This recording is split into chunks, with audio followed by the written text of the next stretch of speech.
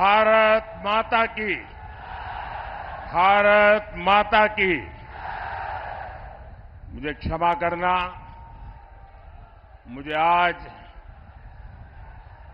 आसाम तक पहुंचना है, 5 रैलियां करनी है और इसलिए मैं सारे प्रोटोकॉल छोड़ करके यहां पहुंच गया।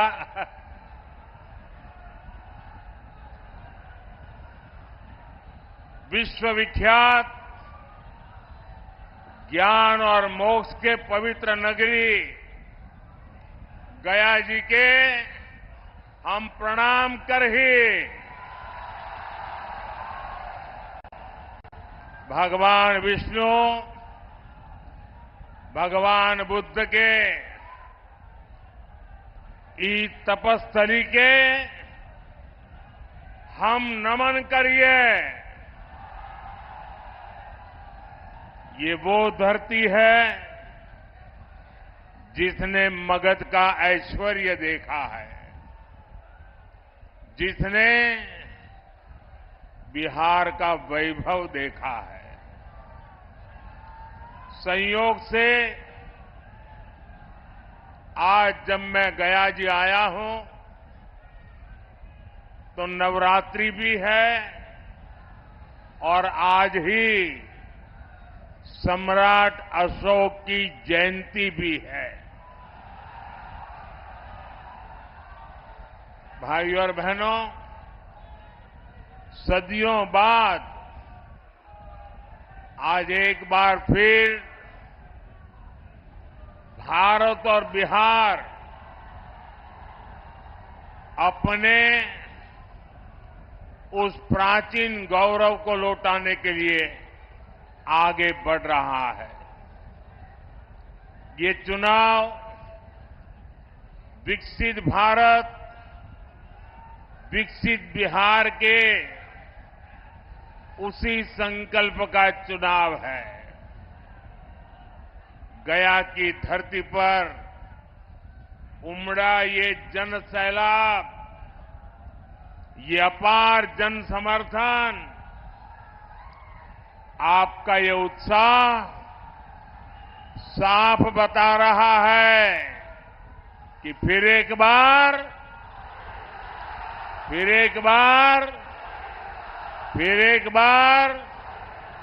4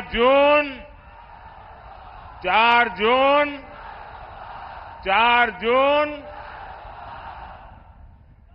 गया। और मैं अभी यहां जब आ रहा था एयरपोर्ट से, लोग पैदल यहां तक पहुंचने के लिए चल रहे हैं। हो सकता है मेरा भाषण पूरा होने तक वो पहुंच पाएंगे कि नहीं। बहुत बड़ी मात्रा में लोग हाथ में झंडे लेकर के चल रहे हैं। ये प्यार, ये आशीर्वाद मैं कभी भी भूल नहीं सकता हूं जी।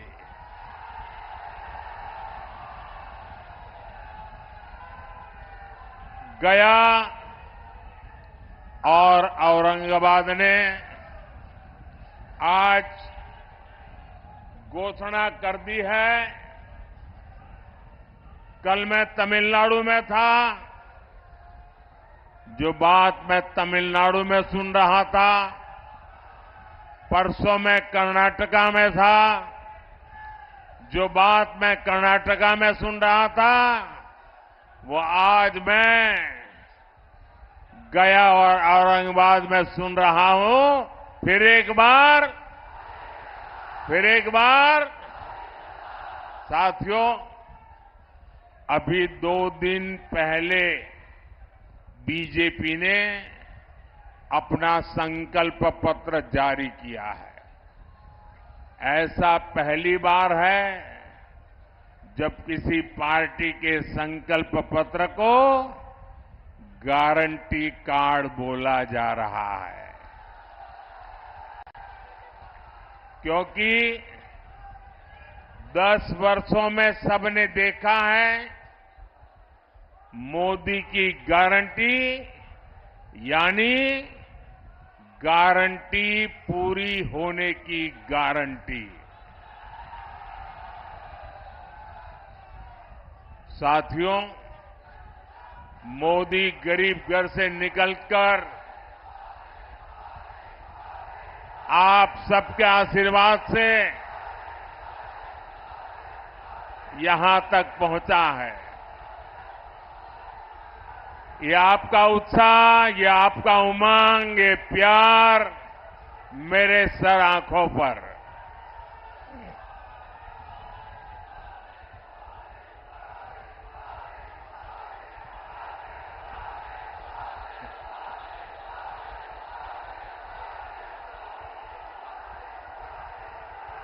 मैं आपका ये प्यार जीवन भर मेरे कानों में गूंजता रहेगा।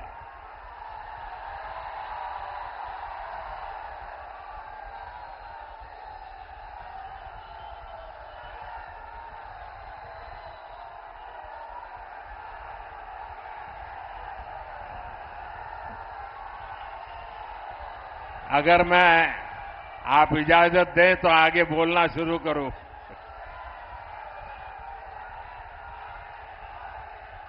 ये ऊर्जा बचाए रखिए, 4 जून को भी जरूरत पड़ेगी।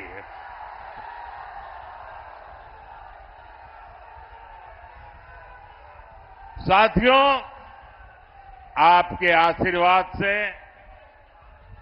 आपने मुझे सेवा करने का अवसर दिया। मोदी को देश के संविधान ने ये पद दिया है। डॉक्टर राजेंद्र बाबू और बाबा साहब आंबेडकर, उनका दिया हुआ ये संविधान न होता तो कभी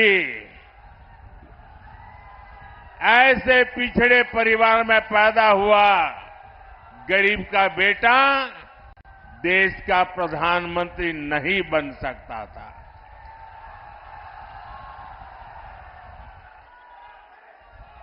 भाइयों बहनों, हमारा देश विविधताओं से भरा हुआ है।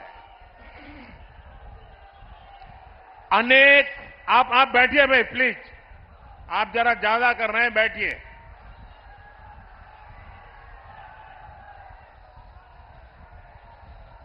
हमारा देश विविधताओं से भरा हुआ देश है। अनेक भाषाएं, अनेक बोलियां, अनेक रीति रिवाज, अनेक परंपराएं, अनेक प्रकार के पहनाव, अनेक प्रकार की जीवन शैलियां, अनेक प्रकार के खान पान, एक प्रकार से हमारा देश विविधताओं से भरा हुआ देश है, वैविध्य से भरा हुआ देश है और हर प्रकार की मत मान्यता वाला देश है, हर प्रकार के पथ संप्रदाय वाला देश है। ऐसे में देश के उज्जवल भविष्य को चलाने के लिए नियमों के अंतर्गत आगे बढ़ाने के लिए हमारे पास एक ही पवित्र व्यवस्था, हमारा संविधान है। हमारा संविधान हम सबके लिए एक पवित्र है। संविधान निर्माताओं का सपना था कि भारत समृद्ध बने, लेकिन दशकों तक देश पर राज करने वाली कांग्रेस ने मौका गंवा दिया, देश का समय गंवा दिया। 25 करोड़ देशवासियों को गरीबी से बाहर निकाला है आपके सेवक ने, मोदी ने। दशकों तक गरीबों को रोटी,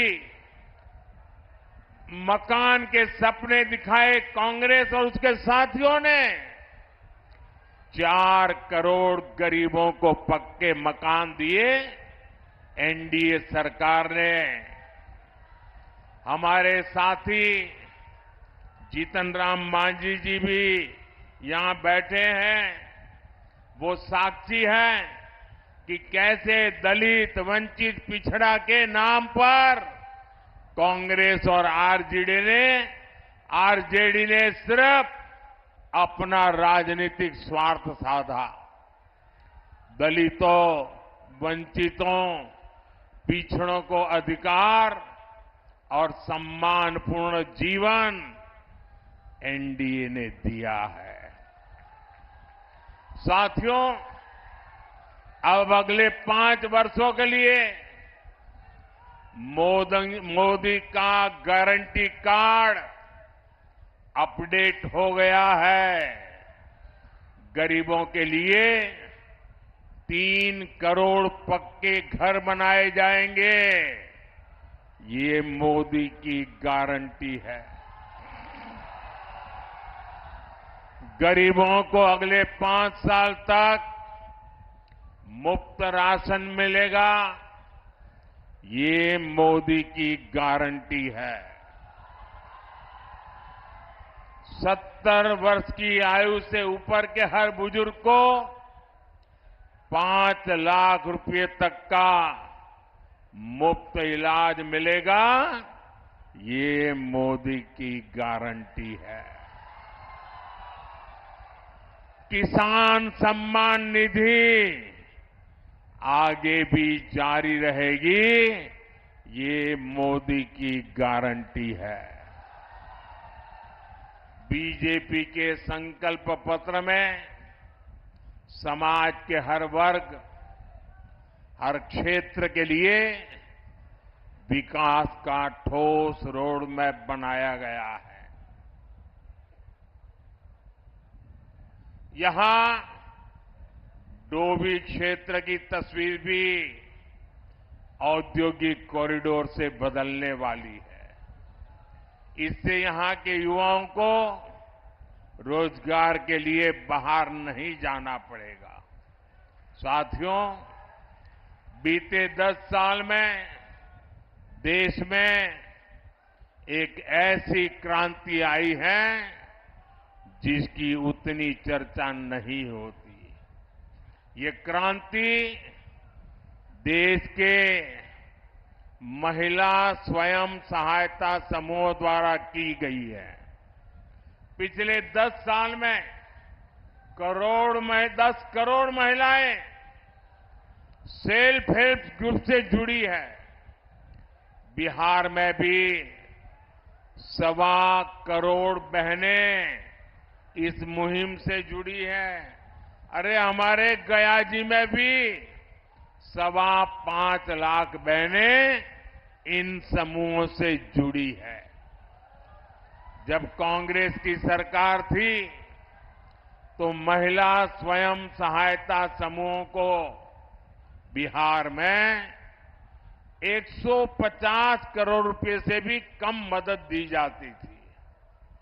एनडीए सरकार के 10 साल में इन्हीं महिला समूहों को 40,000 करोड़ रुपए से ज्यादा दिए गए हैं।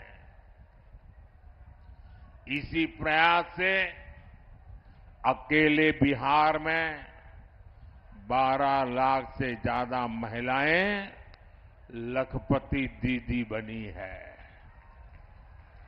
अब मोदी ने देश की 3 करोड़ महिलाओं को लखपति दीदी बनाने का अभियान शुरू किया है। इसका बहुत बड़ा लाभ बिहार की महिलाओं को होगा। साथियों, हमारे एजेंडे में विकास भी है और विरासत भी है। यहां नॉर्थ कोयल प्रोजेक्ट कितने लंबे अरसे से लटका हुआ था, ये आप भी जानते हैं। ये एनडीए सरकार है जो इसे पटरी पर लाई है। इस प्रोजेक्ट के पूरा होने से गया और औरंगाबाद के किसानों को सिंचाई की बहुत बड़ी सुविधा मिलेगी। हमारी ही सरकार में प्रसाद योजना के तहत देश के 12 प्राचीन ऐतिहासिक धरोहरों में गया जी को भी शामिल किया गया है।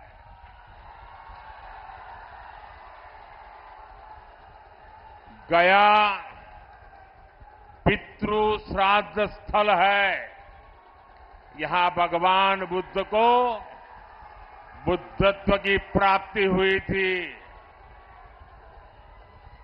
वैसे कम लोगों को पता है कि गुजरात में भी पाटन जिले में सिद्धपुर को मातृ श्राद्ध स्थल माना जाता है। इसे मातृ गया भी कहते हैं। जैसे यहां पितृ गया है, गुजरात के सिद्धपुर में मातृ गया है। हमारी सरकार इन सभी स्थलों के विकास के लिए प्रतिबद्ध है। अभी बीजेपी ने अपने संकल्प पत्र में भी कहा है कि वो भारत की विरासत को वर्ल्ड हेरिटेज मैप पर लेकर जाएगी। हमारे गया जी को भी हम उस ऊंचाई पर ले जाना चाहते हैं और इससे बड़ी संख्या में ग्लोबल टूरिस्ट भारत आएंगे और इसका लाभ इन सभी क्षेत्रों को होगा। साथियों, आकांक्षी जिला कार्यक्रम के तहत गया का तेजी से विकास सुनिश्चित किया गया है। अमृत स्टेशन योजना के तहत गया स्टेशन का कायाकल्प किया जा रहा है।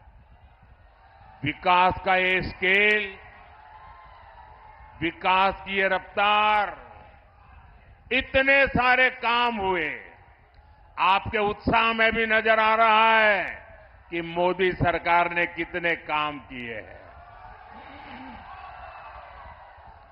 लेकिन साथियों, मैं जो संकल्प लेकर के चला हूं, मैं जो सपने देखता हूं और दुनिया में भारत का जो स्थान मेरे मन में है, उस हिसाब से तो इतना सारा करने के बाद भी मैं तो यही कहता हूं, ये तो ट्रेलर है, ट्रेलर।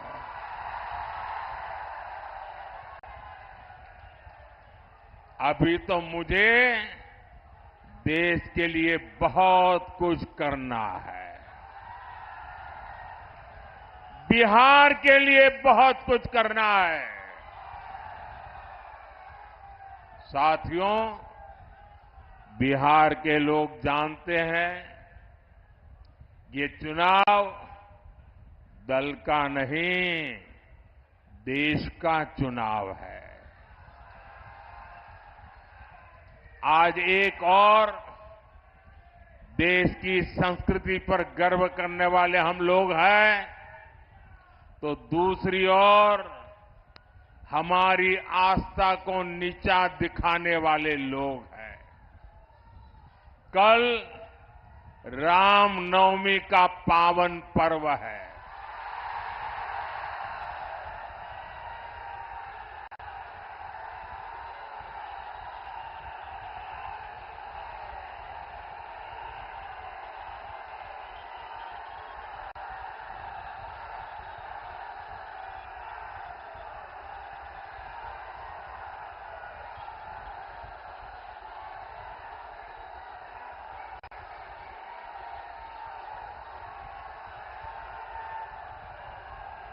बोलो सियावर रामचंद्र की।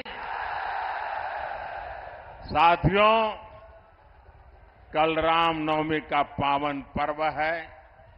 सूर्य की किरणें कल अयोध्या में रामलला के मस्तक का विशेष अभिषेक करेंगी।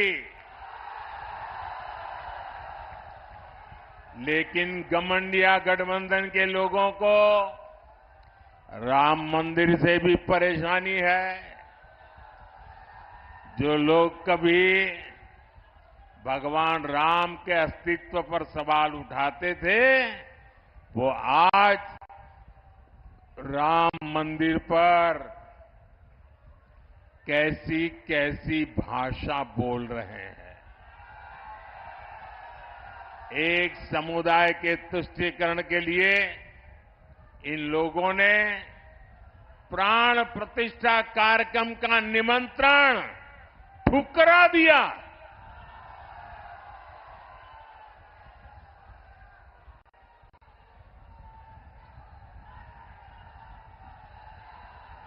ये हमारे देश का संस्कार नहीं है।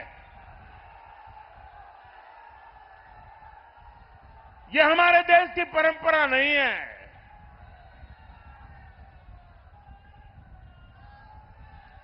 इस घमंडिया गठबंधन के एक नेता कांग्रेस के विरोध तो खुलेआम कहते हैं कि वो हिंदू धर्म की शक्ति का विनाश कर देंगे। आज नवरात्रि का पावन पर्व है। हम शक्ति के उपासक हैं। क्या इस शक्ति का विनाश कोई कर सकता है क्या? ये शक्ति का विनाश कोई कर सकता है क्या? और जो शक्ति का विनाश करने निकले हैं, उनका क्या होगा? उनका क्या होगा?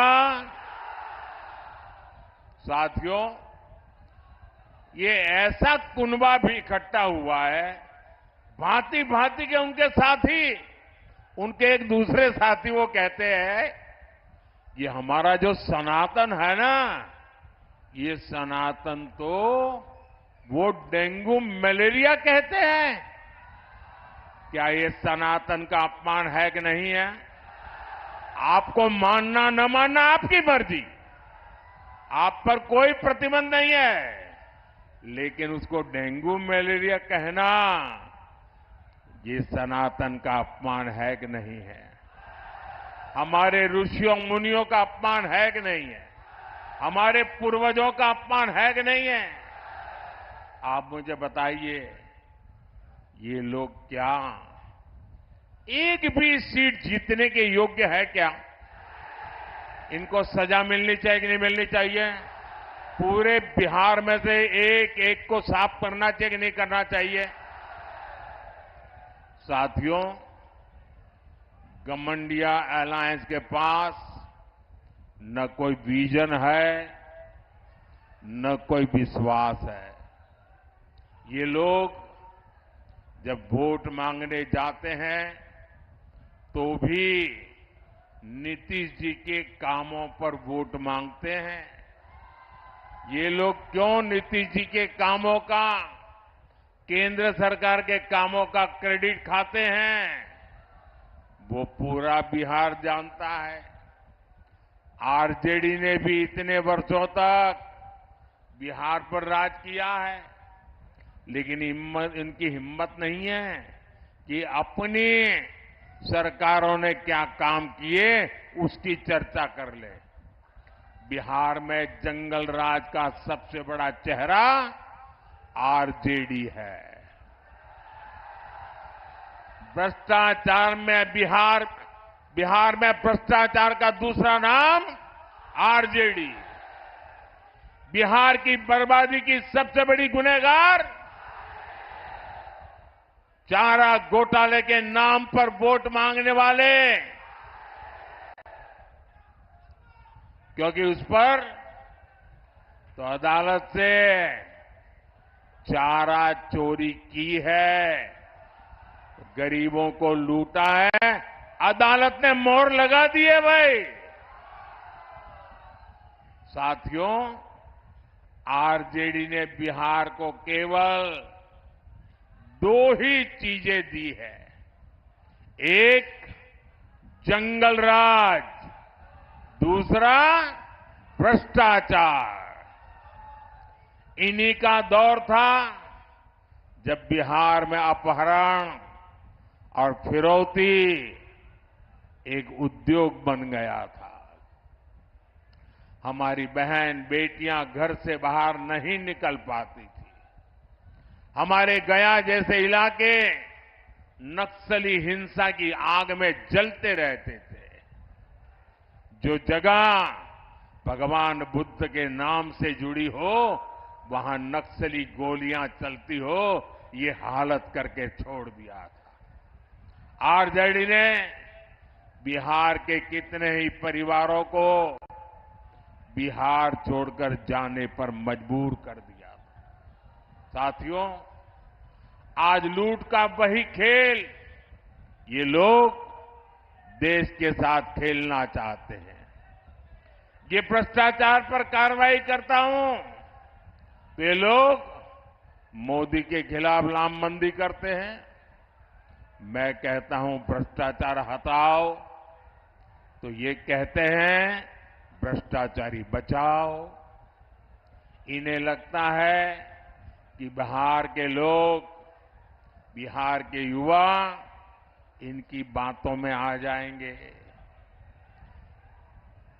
स्मार्टफोन के जमाने में बिहार के युवा, हमारे स्मार्ट युवा कभी जंगल राज वालों के साथ नहीं जाएंगे। आप मुझे बताइए, आप सब मोबाइल रखते हैं कि नहीं रखते हैं?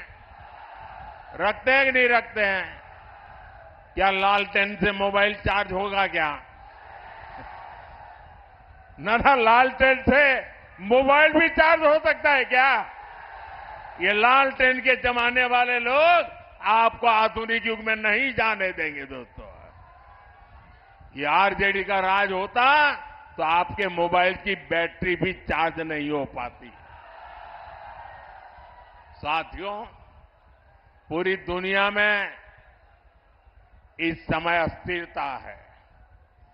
देश को आज एक मजबूत और बड़े फैसले लेने वाली सरकार की जरूरत है और इसके लिए एनडीए की गया लोकसभा सीट से हमारे वरिष्ठ नेता जीतन राम मांझी जी और औरंगाबाद से मेरे साथी सुशील कुमार सिंह जी को विजयी जरूर कर बनाएंगे। जीतन राम मांझी जी बिहार में दलित समाज का चेहरा है। सुशील जी बीजेपी के मेरे वरिष्ठ साथी हैं, संसद में मेरे वरिष्ठ साथी हैं। साथियों, जो उत्साह आज मैं यहां देख रहा हूं, आपको 19 अप्रैल को इतने ही प्रचंड उत्साह से मतदान करना है और बहुमत से इनको विजयी बनाना है। भाइयों बहनों, मेरे भाषण की शुरुआत में मैंने संविधान का जिक्र किया था। जो लोग संविधान को राजनीतिक हथियार के नाते उपयोग करना चाहते हैं, वे जरा कान खोल करके सुन लें। पिछले 3 दशक से आपने लोगों को डराए रखने के लिए, लोगों को भयभीत रखने के लिए भांति भांति की विकृत नैरेटिव्स, विकृत कथाएं प्रचलित की है। कभी आप कहते थे कि आरएसएस बीजेपी आएगी तो देश जल जाएगा, बच नहीं पाएगा। पिछले 30 साल से हम अनेक राज्यों में सरकार चला रहे हैं। अटल जी के समय से हम देश की सत्ता से साथ आते जाते रहे हैं, लेकिन इस देश को सबसे ज्यादा शांति का समय हमारे कालखंड में मिला है।